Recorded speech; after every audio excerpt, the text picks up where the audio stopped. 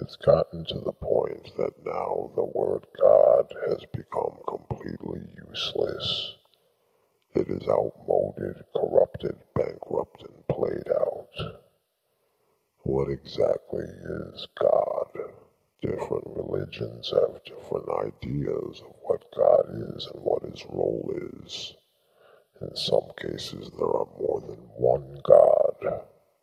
When a concept is defined so differently by so many people and at the same time falls outside the realm of experience, then in the big picture it can pretty much be seen exactly for what it is, an ambiguous concept of a thinking mind with no practical functions other than a superstitious reinforcer of law and order. People should want to practice compassion and proper living because they choose it, because it comes from their hearts, not out of superstitious fear of punishment from some unknowable supernatural force, nor should they do so out of the hopes and promises of favor and reward from an unknowable supernatural force. This only sets the stage for people doing things for all the wrong reasons.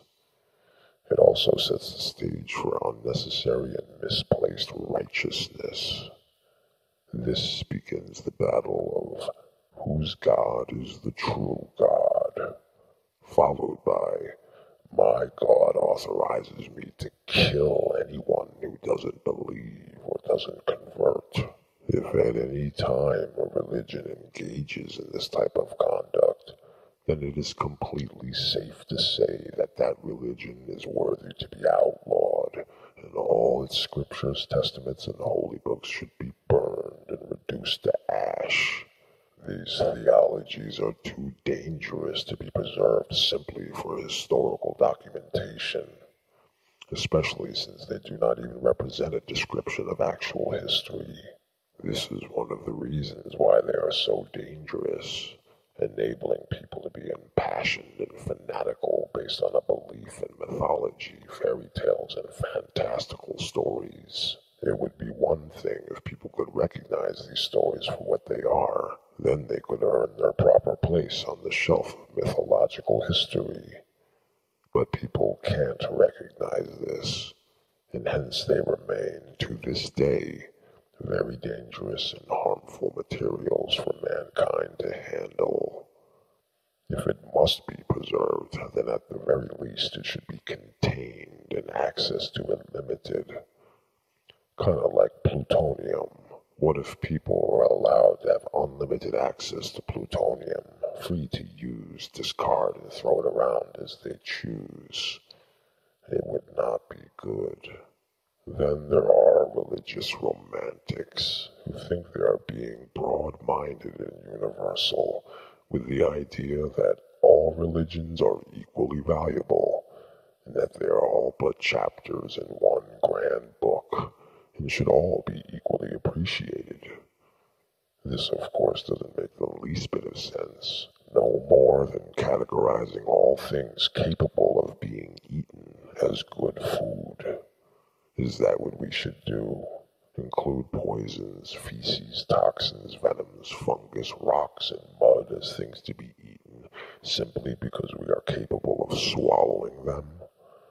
When ideologies are proven to be detrimental to mankind's well-being, then they should be discarded, especially since they are items that don't play any part in the natural balance. They are but thoughts, concepts, and ideas. You don't see anyone still holding on to the concept that the world is flat. It is a concept that was discarded. We are still aware that this concept existed, but it is no longer a concept that plays any role in our active world. The main thing that keeps the concept of God defunct is the distinction that gods are separate.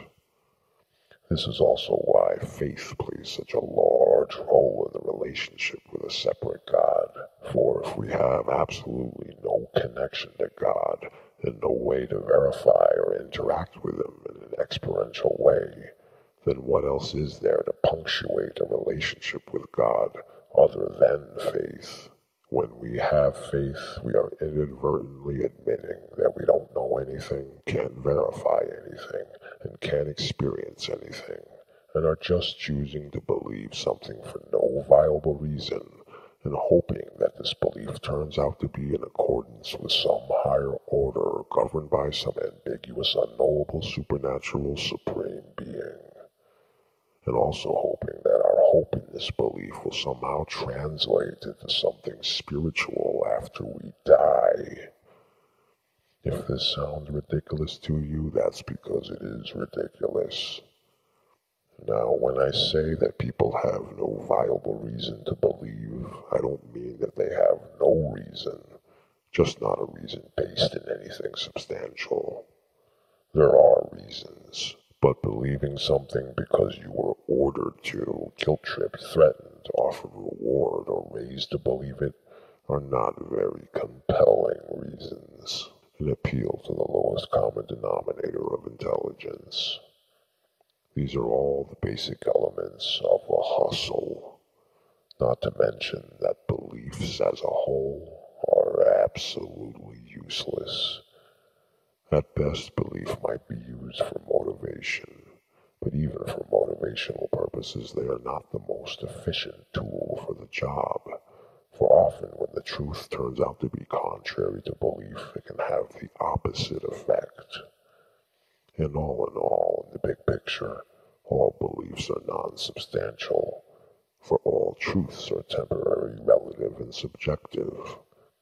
But if we discard beliefs, this does not discount utilization in the slightest bit. In other words, better to deal with things as they are, and not how we think they are. If we want to know something, then we find out. To believe is to think you know something without finding out. But even if you know something by finding out, there is still no reason to believe, for what you have found out is always subject to change.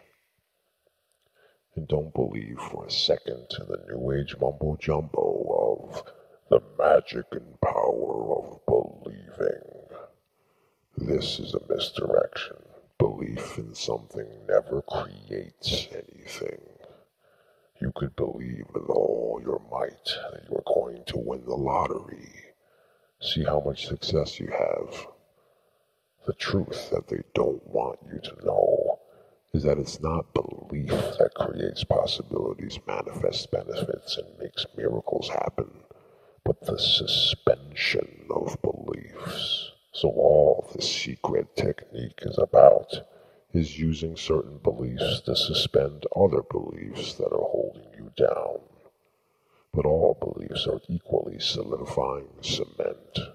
If one can discover how to suspend all beliefs and not use beliefs to suspend them, then one will truly be in a position of unlimited possibilities.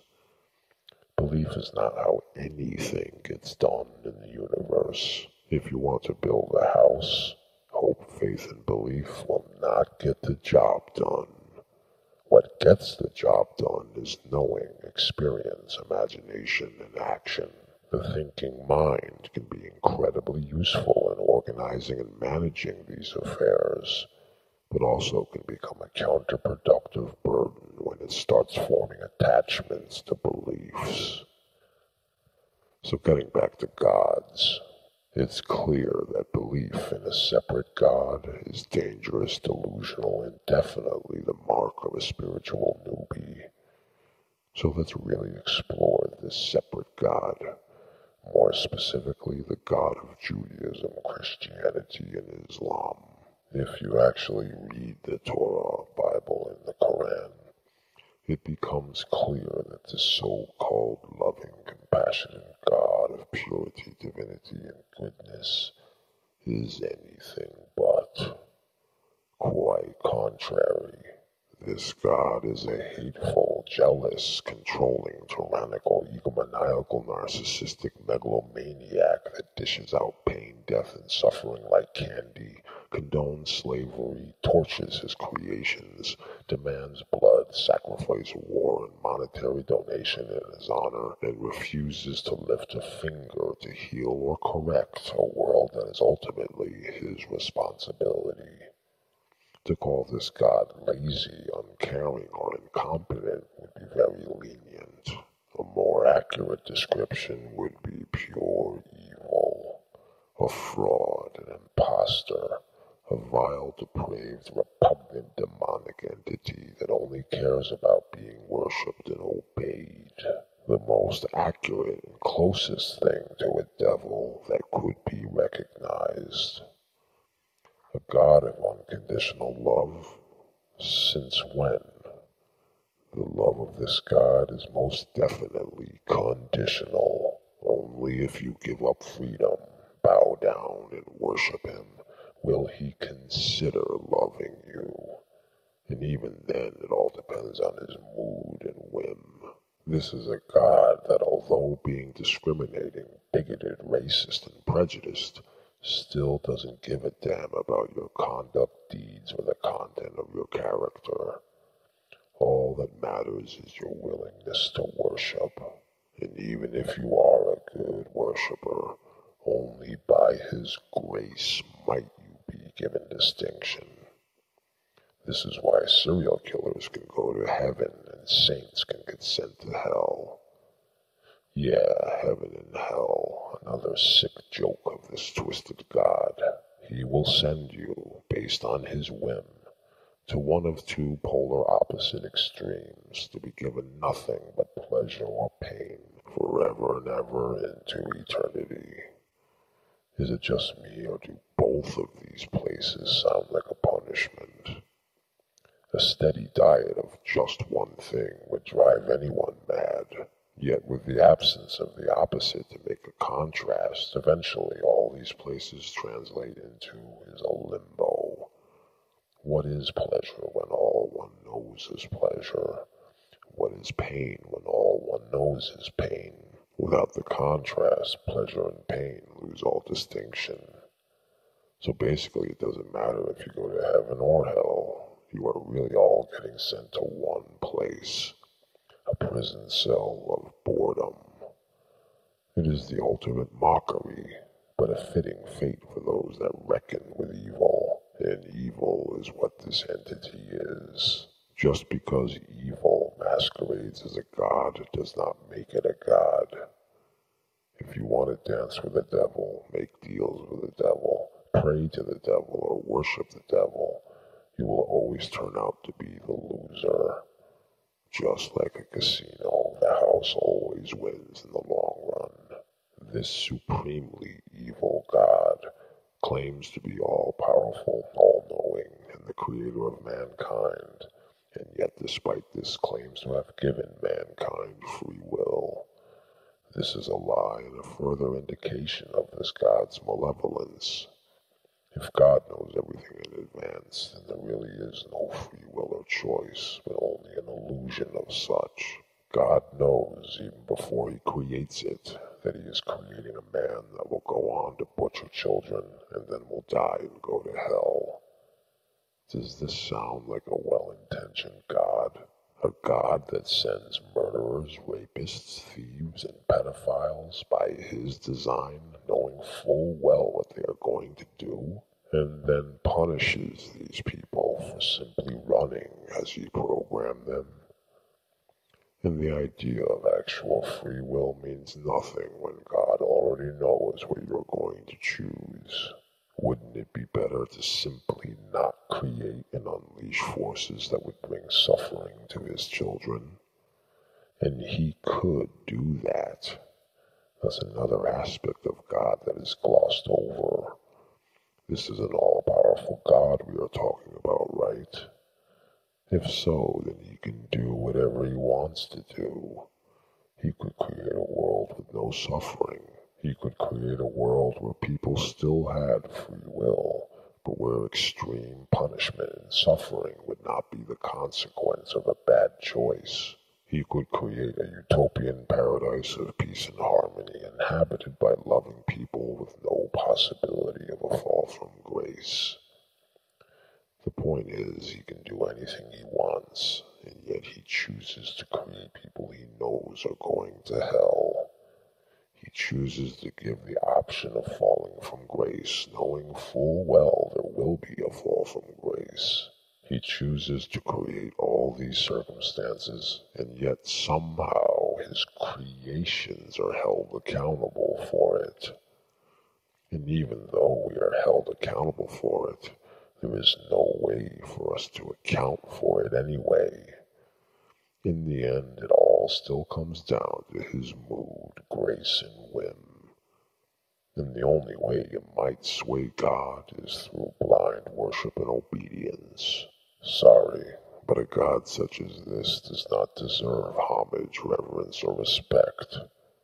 A God such as this should be resisted, rebelled against, and overthrown. Which kind of makes you think, perhaps Satan is not as bad as been indicated. Perhaps Satan is the real hero, a real good guy, and has been demonized into being evil by the real evil demon that masquerades as good. That the evil God projects all his qualities onto Satan to discourage others from following his example of being a disobedient slave. This is the ultimate insult, sin, and sacrilege to the evil God, to reject his slavery for true freedom. And this is basically the truth behind the entire scam, that this evil God is not really a God at all. He's not all-powerful, all-knowing, and created nothing. But he wants people to believe that he is in order that he may collect slaves. He has no real power over anything, except unto that which validates him and submits to him. This is why he must resort to cheap tactics to build his following. This is why he hides and plays no active role in anyone's life. He is incapable of doing so. And if he came out of hiding, he would be revealed for what he really is. This was always a problem for this evil God and hindered his slave collection. Most people were unwilling to validate or submit to something that simply had no presence in any way, spirit or material, showed no evidence of existing, and didn't play any kind of role in their life that could be recognized. The evil God eventually found a solution to this problem, and it has turned out to be incredibly successful for him. The deceptive false association between the evil God and the great spiritual teacher, Jesus Christ. This is perhaps the greatest con job ever to be construed. By warping, twisting, perverting, rewriting, and embellishing the teachings of Jesus into something they were never intended to be. To use and employ a beacon of peace and freedom to lead people unknowingly into slavery. To make people think that the evil God and Jesus Christ are one and the same. Ever since, there has been no shortage of slaves. The lies surrounding Jesus to enable slave collecting are of unfathomable proportions. Jesus was just a simple man, spreading teachings of experiential introspection, no different than any other great spiritual teacher of the ages. Yet his presence in the Middle East was unprecedented and completely out of place. So he definitely got attention, perhaps the wrong types of attention, which ultimately led to his murder and placement on a pedestal to become the new advertising face of the evil God's religion of slavery and worship. If Jesus knew to what extent and degree his name and teachings would be perverted and misused, he probably never would have stepped forward to share his spiritual experiences. Glorification of Jesus is abuse and dishonors his spirit. Jesus was a man. He was brought into the world through sexual intercourse. He had no magic powers or supernatural abilities. He had a wife and a child. He did not die to save you from anything. He did not rise from the dead, and he is not coming back. Jesus was not, nor did he ever claim to be, an incarnated manifestation of some literal separated God. Jesus always pointed to within, and that the way to know something we could call a God was found within, not just within himself, but within everybody. And the crucial aspect to be learned from this is if something that is referred to as God can be found within, then it certainly is not separate from us. And this is why the label God has become unsuitable and misleading. God is associated with an other, and there is no other. And by discarding the label God, it is not a case of throwing away something useful. It is more of a case of coming up with a more accurate descriptive label for the thing that is actually being referred to. Fundamental essence, oneness of spirit, total pure awareness. If there is anything that could be called a God, this is it. It is you, it is me, it is everything, whole and undivisible. Gods of evil are found in separation.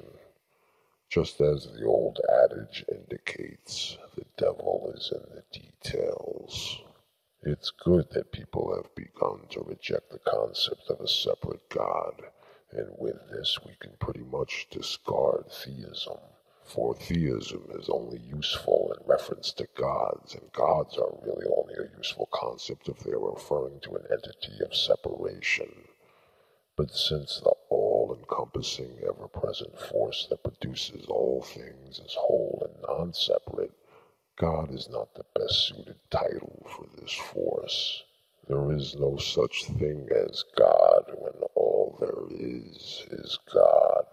Hence we can discard God and discard theism, and by doing such we will end up discarding atheism as well. Since there is no God, there is no theism.